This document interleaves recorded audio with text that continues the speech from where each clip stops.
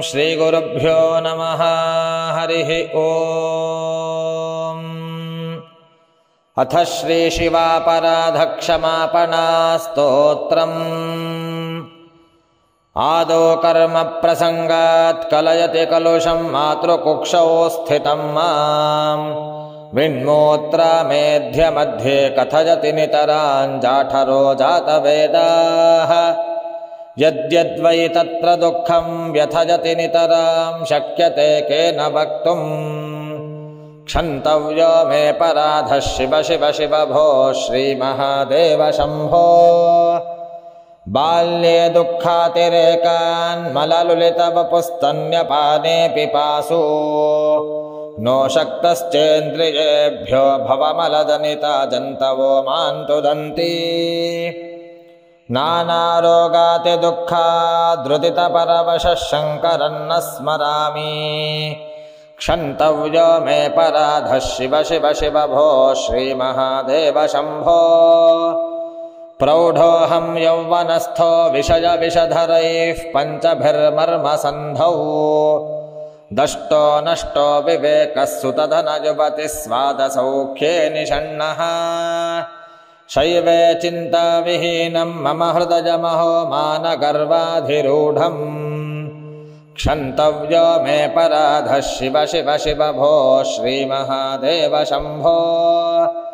वार्धक्ये चेन्द्रियाणां विकलगतिमतश्चाधिदैवादितापैः प्राप्तैरोगैर्वियोगैर्व्यसनकृशतनोर्ज्ञप्तिहीनं च दीनम्।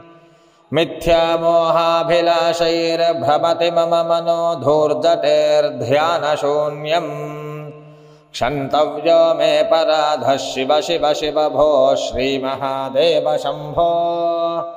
स्नात्वा प्रत्यूषकाले स्नपनविधिविधौ नाहृतङ्गाङ्गतोऽयम्।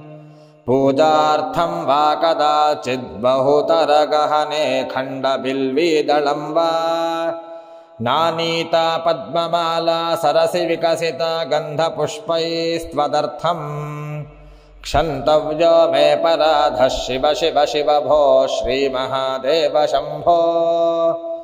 दुग्धैर्मद्वाज्ययुक्तैर्दधिगुडसहितैः स्नापिनन्नैव लिङ्गम् नो लिप्तं चन्दनाद्यैः कनकविरचितैः पूजितन्न प्रसूनैः। धूपैः कर्पूरदीपैर्विविधसयुतैर्नैव भक्ष्योपहारैः। क्षन्तव्यो मे पराधः शिव शिव शिव भो श्रीमहादेव शम्भो। नो शक्यं स्मार्तकर्म प्रतिपदगहने प्रत्यवाजाकुलाढ्ये। श्रौते वार्ता कथं मे द्विजकुलविहिते ब्रह्ममार्गानुसारे।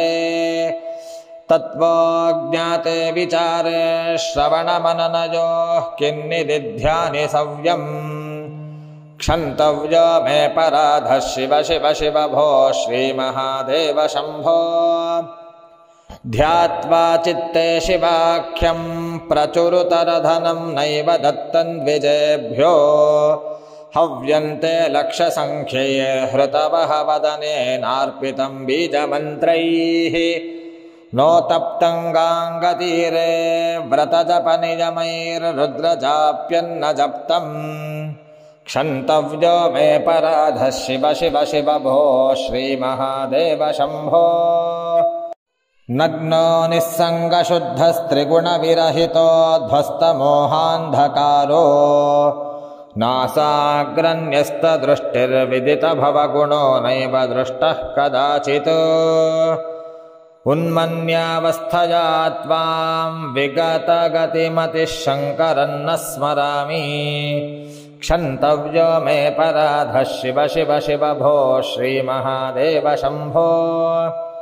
स्थित्वा स्थाने सरोजे प्रणवमयमरुत्कुम्भिते सूक्ष्ममार्गे शान्ते स्वान्ते प्रलीने प्रकटितविभवे दिव्यरूपे शिवाख्ये।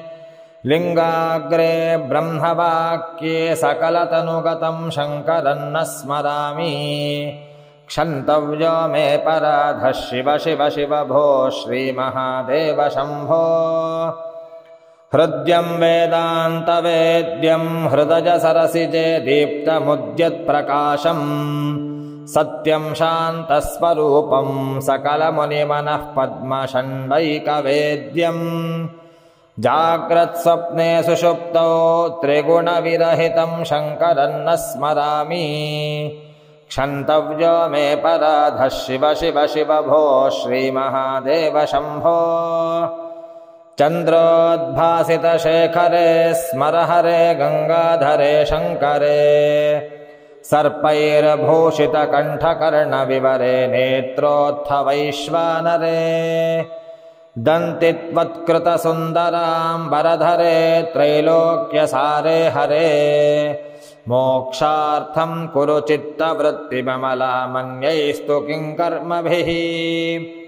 किञ्ज्ञानेन धनेन वाजिकरभिः प्राप्तेन राज्येन किं वा पुत्रकलत्रमित्रपशुभिर्देहेन गेहेन किम् ज्ञात्वैतत्क्षणभङ्गुरं सपदिरे त्याज्यं मनो दूरतः स्वात्मार्थं गुरुवाक्यतो भज भज श्रीपार्वतीवल्लभम् पौरोहित्यं रजनिचरितं ग्रामणीत्वन्नियोगे माठापत्यं ह्यनृतवदनं साक्षिवादः परान्नम् ब्रह्मद्वेषः खलजनरतिः प्राणिना निर्दजत्वं मा भूदेवं मम पशुपते जन्म जन्मान्तरेषु आजुर्नश्यति पश्यतां प्रतिदिनं याति क्षयै यौवनम् प्रत्यायान्ति गताः पुनर्न दिवसाः कालो जगद्भक्षकः लक्ष्मीस्तोजतरङ्गभङ्गचपला विद्युच्चलं जीवितम् तस्मान्मां शरणागतं करुणजा त्वं रक्ष रक्षाधुना इति श्रीमत्परमहंसपरिव्राजकाचार्यस्य श्रीगोविन्दभगवत्पूज्यपादशिष्यस्य श्रीमच्छङ्करभगवतः कृतौ श्रीशिवापराधक्षमापणा स्तोत्रं सम्पूर्णम्।